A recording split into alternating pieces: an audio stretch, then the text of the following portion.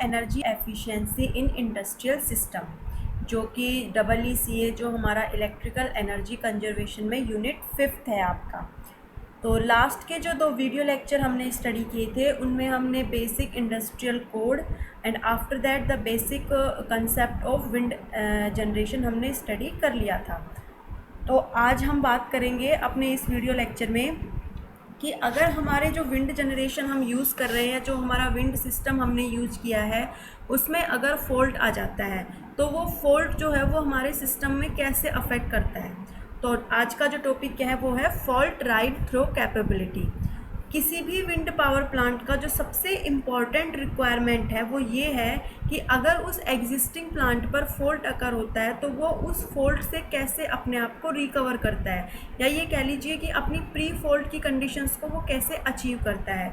इसका मतलब है कि जैसे कोई भी विंड पावर प्लांट है उसके अंदर ये कैपेबिलिटी होनी चाहिए कि वो जितनी भी वोल्टेज डिप्स उसमें हो रहा है, जो नॉमिनल वोल्टेज है उसके रेस्पेक्ट में, उस वोल्टेज डिप के सामने वो आपका विंड पावर प्लांट जो है वो विदस्टैंड कर सके। विदस्टैंड का मतलब कि ऐसा ना हो कि वोल्टेज डिप हुआ और आपका विंड पावर प्लांट जो है वो शट डाउन हो गया।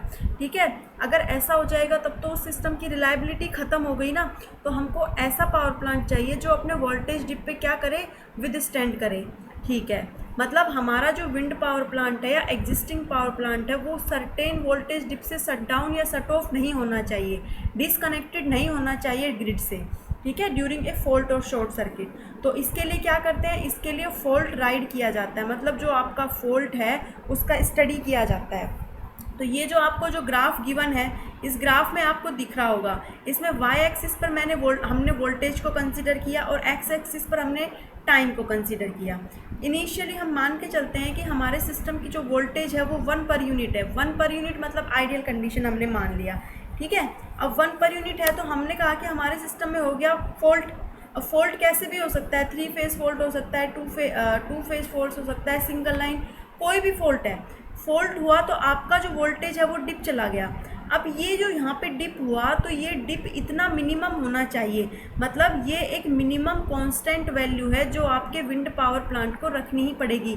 अगर इस कांस्टेंट वैल्यू से आपकी जो वोल्टेज है वो चली गई मिनिमम, इससे भी लो चली गई, तो आपका जो सिस्टम है वो क्या हो जाएगा, वो शट डाउन हो जाएगा। और यही हम नहीं चाहते। हम चाहते हैं कि अगर सिस्टम में फॉल्ट होता भी है तो भी वो ये जो मिनिमम वोल्टेज है इसको रिमेन करके रखे। उसके बाद क्या होगा, उसके बाद आपका जो प्री फॉल्ट कंडीशन को अचीव करने में इसको कितना ट्रांजिएंट टाइम लग रहा है, या इसका ट्रांजिएंट रिस्पॉन्स, कि ये अपने आप को क्या कर ले, वापस से उस वैल्यू पर अचीव हो जाए, वापस से अपनी प्री फॉल्ट वैल्यू को अचीव कर ले। तो ये होता है फॉल्ट राइड थ्रो कैपेबिलिटी। इस तरह से आपका जो विंड सिस्टम होता है उसमें जो फॉल्ट है वो राइड करता है। ठीक है, और हमें ऐसा एग्जिस्टिंग या ऐसा विंड पावर प्लांट चाहिए जो इस फॉल्ट को विदस्टैंड कर सके, मतलब एक शॉर्ट टाइम पीरियड के बाद वो वापस अपनी प्रीवियस वैल्यू पे चला जाए। चलिए, अब जब हमने लास्ट वीडियो लेक्चर डिस्कस किया था तो लास्ट वीडियो लेक्चर में हमने कहा था कि हम यूज़ करते हैं डबल फेड इंडक्शन जनरेटर।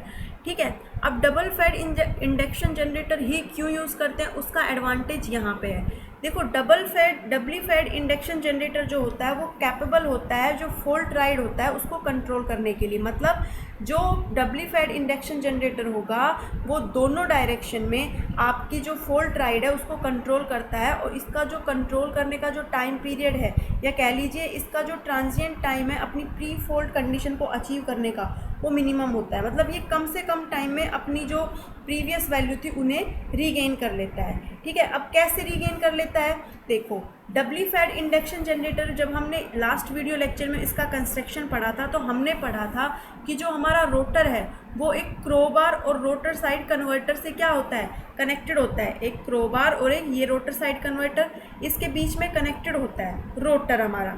ठीक है, अब जब हमारे सिस्टम में डिस्टर्बेंसेस क्रिएट होते हैं, या ये कह लीजिए कि उस डिस्टर्बेंस की वजह से वोल्टेज या करंट पर अफेक्ट पड़ता है। अब ये जो वोल्टेज और करंट जिन पर अफेक्ट पड़ रहा है ये इस रोटर साइड के कन्वर्टर जो होते हैं इसकी प्री सेट वैल्यू, मतलब यहाँ पर हमने वोल्टेज और करंट की कुछ प्री सेट वैल्यूज़ डिफाइन कर रखी हैं, वो इस रोटर साइड कन्वर्टर की प्री सेट वैल्यू को क्या करती है, ओवरकम करती है। जब वो इसे ओवरकम कर जाती है इसका मतलब हमारा जो सिस्टम है वो अपनी नॉमिनल जो रेटेड नॉमिनल वैल्यू उससे हायर पे वर्क कर रहा है। तो ये रोटर साइड कन्वर्टर क्या करेगा, ये रोटर साइड कन्वर्टर या ये जो क्रोबार अपन ने यूज किए, ये क्रोबार इस रोटर साइड कन्वर्टर को रोटर से डिस्कनेक्ट कर देगी।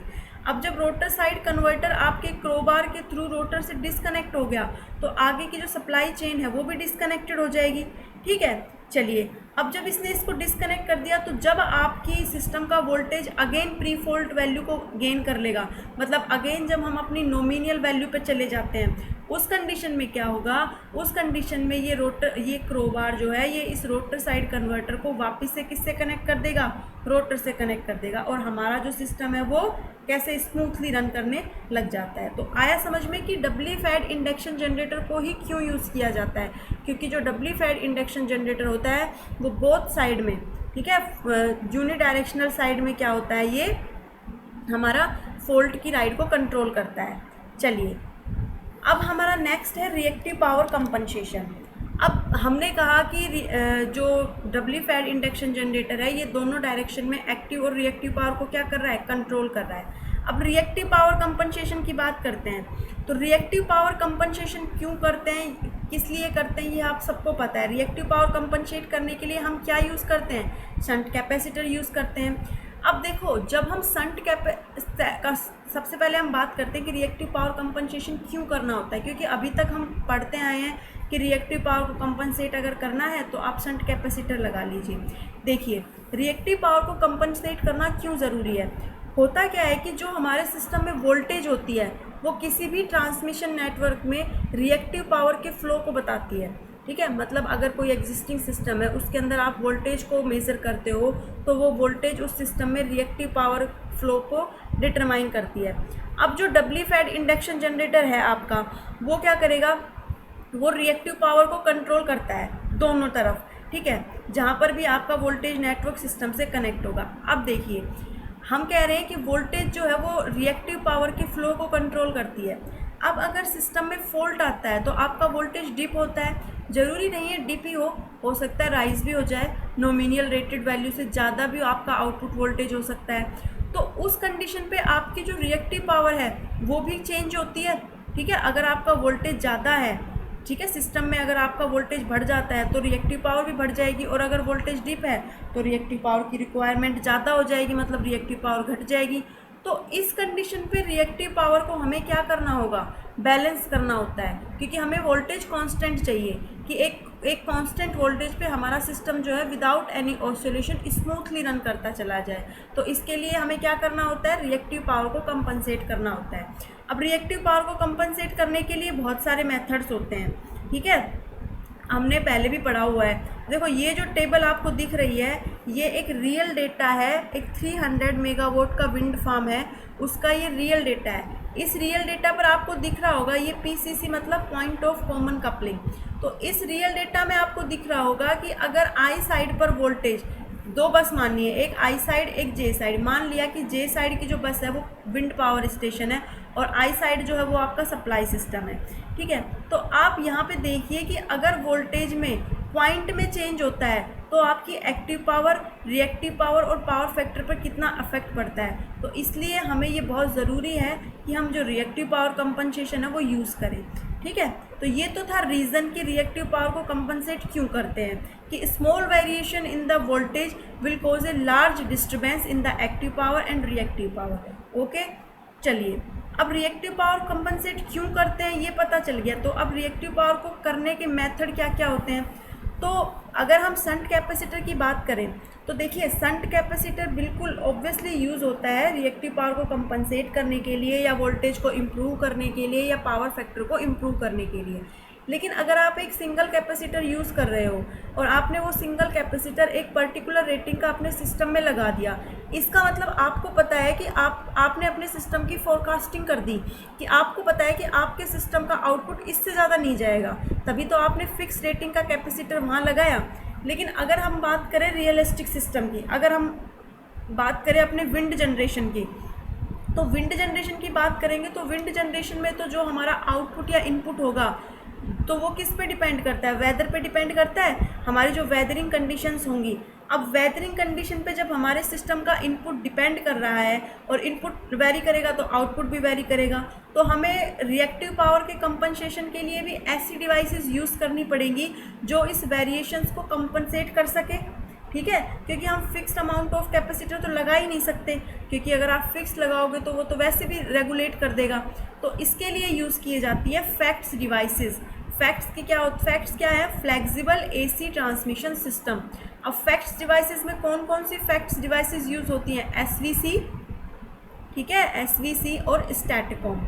एसवीसी होता है स्टैटिक वार कंपनसेशन और स्टैटिकॉम भी रिएक्टिव पावर के कंपनसेशन के लिए होता है। ये हमारे डायनामिक मेथड है फॉर रिएक्टिव पावर कंपनसेशन। अब एसवीसी कहाँ यूज़ होगा और स्टैटिकॉम कहाँ यूज़ होगा, देखिए। अब हम बात कर रहे हैं वोल्टेज की। सपोज मान लीजिए कि उससे वोल्टेज जो है वो ज़्यादा भी हो सकती है और वोल्टेज जो है वो कम भी हो सकती है। अब स्टैटिक वार कंपनसेशन और स्टैटिकॉम में क्या डिफरेंस है, देखो। जो स्टैटिक वार कंपनसेशन होता है उसमें जो रिएक्टिव पावर प्रोड्यूस होती है वो हमारे वोल्टेज के स्क्वायर के प्रोपोर्शनल होती है, जबकि जो स्टैटिकॉम होता है वो क्या करता है, वो लीनियरली डिक्रीजिंग या लीनियरली डिक्रीजिंग ऑर्डर में आपका जो स्टैटिकॉम है वो रिएक्टिव पावर को जनरेट करता है।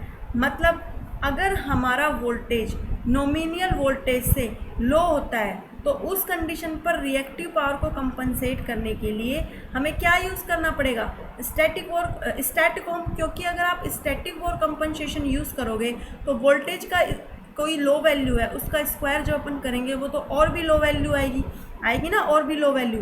तो उस कंडीशन पे अगर आप स्टैटिक वार कंपनसेशन यूज़ करोगे तो रिएक्टिव पावर और भी लो प्रोड्यूस होगी। तो इस कंडीशन पे हमें क्या करना है, स्टैटिकॉम को यूज़ करना है। तो ये बेसिक डिफरेंस है। इसके अलावा जो स्टैटिकॉम होता है वो फास्टर रिस्पॉन्स देता है एज़ कम्पेयर टू स्टैटिक वार, ठीक है।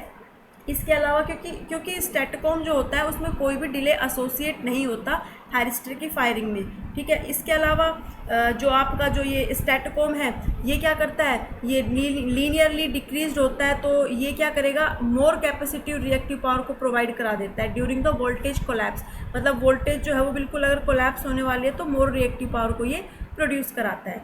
तो ये थे method of dynamic reactive power compensation. तो हमने पढ़ा एसवीसी और स्टैटिकॉम। उसके बाद स्टैटिकॉम कहाँ लगा होता है, कैसे लगा होता है, उसके लिए ये एक सर्किट डायग्राम है या एक मॉडल है। इसमें आपको दिख रहा होगा कि ये आपका ट्रांसफॉर्मर, ये आपका क्या है, सप्लाई है, ये आपका ट्रांसफॉर्मर है, ये आपकी बस है, ये आपकी ट्रांसमिशन लाइन है, ये अगेन बस है, ये आपका विंड पावर सिस्टम है या विंड जनरेटिंग प्लांटर, यहाँ लगा होता है आपका स्टैटिकॉम। ये आपका स्टैटिकॉम होता है। ये अगर आपको रिएक्टिव पावर को कंट्रोल करना है तो इसकी क्या हो जाती है, स्विचिंग हो जाती है।